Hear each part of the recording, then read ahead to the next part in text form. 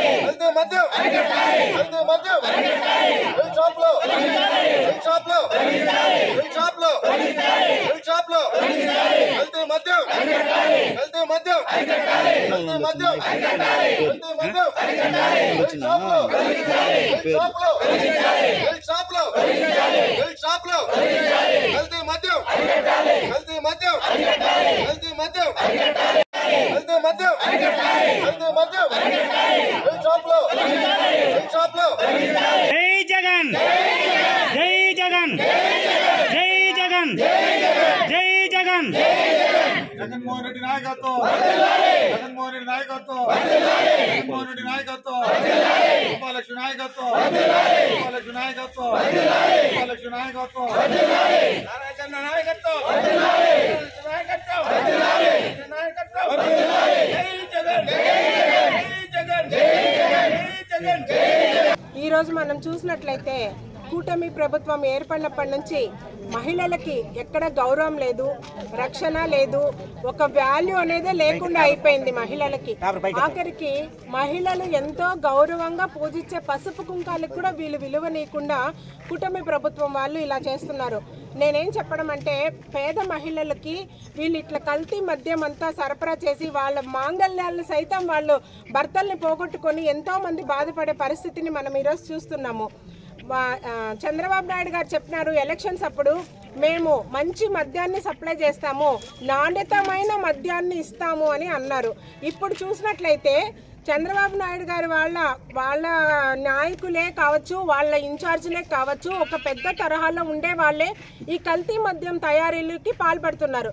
మనం చూసినట్లయితే ఎక్కడ ఒక 100 లీటర్లు 200 లీటర్లు అలా కాకుండా మునుపెప్పుడు రాష్ట్రంలో ఎక్కడా లేనట్టుగా కొన్ని వేల నకిలీ మద్యాన్ని తయారు చేయడమే పనిగా పెట్టుకొని వాళ్ళ స్వార్థం కోసము, వాళ్ళ ఆదాయం పొందడం కోసము పేద ప్రజల కడుపులు కొడుతున్నారు.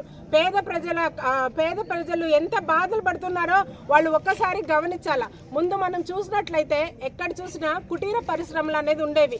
ఎందుకంటే దానివల్ల 10 మందికి ఉపయోగపడుతుంది, ఒక ఆదాయం అనేది వస్తుంది అని, ఆ పరిశ్రమల ద్వారా 10 మంది బాగుపడతారు అనేసి అట్లాంటివి పెట్టేవాళ్ళు. జగనన్న ప్రభుత్వంలో మనం చూసినట్లయితే ఎప్పుడు ఎక్కడ ఈ నకిలీ మద్యం తయారీ అనేదే లేదు. ఇప్పుడు మనం చూస్తే ఎక్కడ చూడు ఇదే పనిగా పెట్టుకొని మళ్ళీ దానికి ఒక తని ఇండస్ట్రీస్ కూడా పెట్టి దాన్ని ప్రొడక్షన్ చేసి పేదవాళ్ళ కడుపు మంటలు పెట్టుకుంటున్నారు. నేను ఒక్కటే గవర్నమెంట్కి తెలియజేయడం ఏమంటే, ఎట్లనో మీరు మంచి విద్యనైతే ఇవ్వలేకపోతున్నారు, ప్రజలకి మంచి వైద్యము ఇవ్వలేకపోతున్నారు.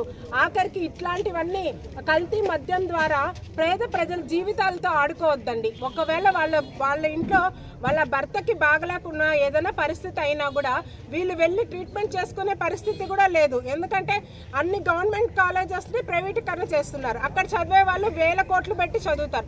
ఇంకా వాళ్ళు ప్రైవేట్ కాలేజెస్ పెట్టుకొని చదువుకొని వచ్చే వాళ్ళు బయట వచ్చి పేదలకు ఏం ట్రీట్మెంట్ ఇస్తారు?